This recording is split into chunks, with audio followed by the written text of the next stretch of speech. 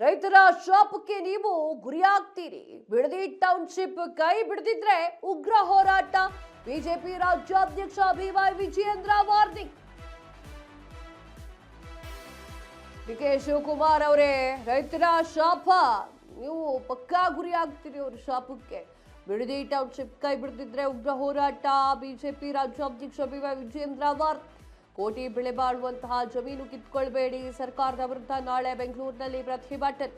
Freedom ಪಾರ್ಕ್ನಲ್ಲಿ BJP ಶಾಸಕರಿಂದ protest. ಕನಕಪುರದಲ್ಲಿ real estate ವ್ಯವಹಾರ ಮಾಡಬೇಡಿ. ಕನಕಪುರ ಬದಲು ತುಮಕೂರಿನಲ್ಲಿ ಏರ್ಪೋರ್ಟ್ ಮಾಡಿ. ಉತ್ತರ ಕರ್ನಾಟಕದ ಜನರಿದ್ದಾರೆ, ಅವರಿಗೂ ಕೂಡ ಅನುಕೂಲ ಸಿಗುತ್ತೆ. ಬರಗಾಲಕ್ಕೆ ತುತ್ತಾಗಿರುವಂತಹ ರೈತರಿಗಾದ್ರೂ ನೆರವು ನೀಡಿ. ಪ್ರಧಾನಿಗೆ ಪತ್ರವನ್ನ ಬರೆದು ಕೂತ್ರೆ ರೈತರ ಕಣ್ಣೀರು ಒರೆಸಲು ಅಸಾಧ್ಯ.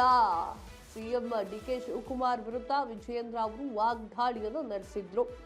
ಏನ್ ಹೇಳಿದ್ರು ಕೇಳಿಸ್ಕೊಂಡ್ ಬನ್ನಿ. ಮೊನ್ನೆಯಿಂದ ಏನು ಕೇಂದ್ರ ಚುನಾವಣಾ ಆಯೋಗ ಕೈಗೆತ್ತಿಕೊಂಡಿರುವಂತಹ SIR ಮತದಾರ ಪಟ್ಟಿಯ ಪರಿಷ್ಕರಣೆ ನಿಮಿತ್ತ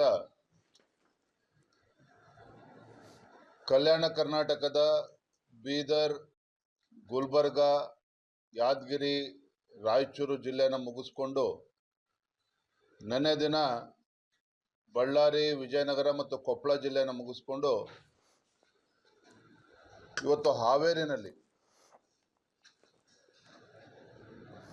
ಈ ಹಿಂದೂ ವಿರೋಧಿ ಕಾಂಗ್ರೆಸ್ ಸರ್ಕಾರದ ವಿರುದ್ಧ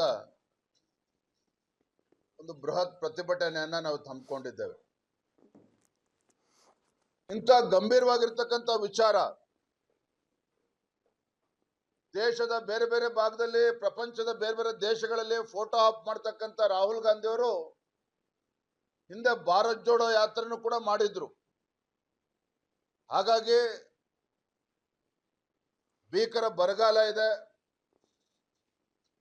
ಗದಗ ಜಿಲ್ಲೆ ಆದಿಯಾಗಿ ಬಹುತೇಕ ಎಲ್ಲ ಜಿಲ್ಲೆಗಳಲ್ಲಿ, ಮಲೆನಾಡಲ್ಲೂ ಕೂಡ ಇವತ್ತು ರೈತರು ಸಂಕಷ್ಟವನ್ನು ಎದುರಿಸ್ತಾ ಇದ್ದಾರೆ. ರಾಜ್ಯದ ಎಲ್ಲ ಜಿಲ್ಲೆಗಳಲ್ಲಿ ಏನು ಈ ಭಾಗದಲ್ಲಿ ವಿಶೇಷವಾಗಿ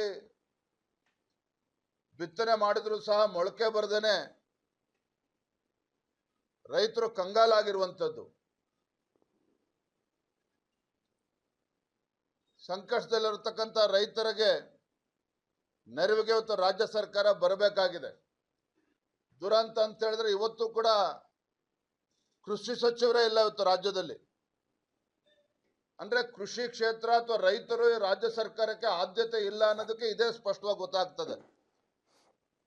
ಕೇವಲ ಬೆಂಗಳೂರಿನಲ್ಲಿ AC ರೂಮ್ನಲ್ಲಿ ಅಧಿಕಾರಿಗಳನ್ನ ಕೂರಿಸಿ ವರದಿ ತೆಗೆದುಕೊಂಡು ಪ್ರಧಾನಮಂತ್ರಿಗಳಿಗೆ ಪತ್ರ ಬರೆದ್ರೆ ಸಾಕಾಗೋದಿಲ್ಲ. ಮಾನ್ಯ ಮುಖ್ಯಮಂತ್ರಿಗಳೇ, ತಮ್ಮ ಸಚಿವರನ್ನ ಜಿಲ್ಲೆಗಳಿಗೆ ಕಳಿಸಿ ರೈತರ ಸಮಸ್ಯೆಗಳನ್ನ, ವಾಸ್ತವಿಕ ಸತ್ಯವನ್ನ ಅರ್ಥ ಮಾಡಿಕೊಂಡು ರಾಜ್ಯ ಸರ್ಕಾರ ಏನು ಪರಿಹಾರ ಕೊಡ್ತದೆ ಅದ್ರ ಬಗ್ಗೆ ಫಸ್ಟ್ ಆಲೋಚನೆ ಮಾಡಲಿ. ಅದನ್ನ ಬಿಟ್ಬಿಟ್ಟು ಪತ್ರ ಬರೆದು ತಾವು ಮುಖ್ಯಮಂತ್ರಿಗಳಾಗಿ ಕೈ ಕಟ್ಕೊಂಡು ಕೂತ್ರೆ ರೈತರ ಕಣ್ಣೀರನ್ನು ಒರೆಸದಂತೆ ಆಗೋದಿಲ್ಲ. ಹಾಗಾಗಿ ರೈತರ ಸಮಸ್ಯೆಗೆ ಈ ಬರಗಾಲದ ಸಂದರ್ಭದಲ್ಲಿ ಕುಡಿಯೋ ನೀರಿನ ಸಮಸ್ಯೆ ಇದೆ, ಜಾನುವಾರುಗಳಿಗೆ ಇವತ್ತು ನೀರಿಲ್ಲ. ಇದೆಲ್ಲದ ಸಮಸ್ಯೆನ ಅರ್ಥ ಮಾಡಿಕೊಂಡು ತತ್ಕ್ಷಣ ಆಡಳಿತ ಯಂತ್ರವನ್ನು ಚುರುಕುಗೊಳಿಸುವಂತ ಕೆಲಸ ಮಾಡಬೇಕು.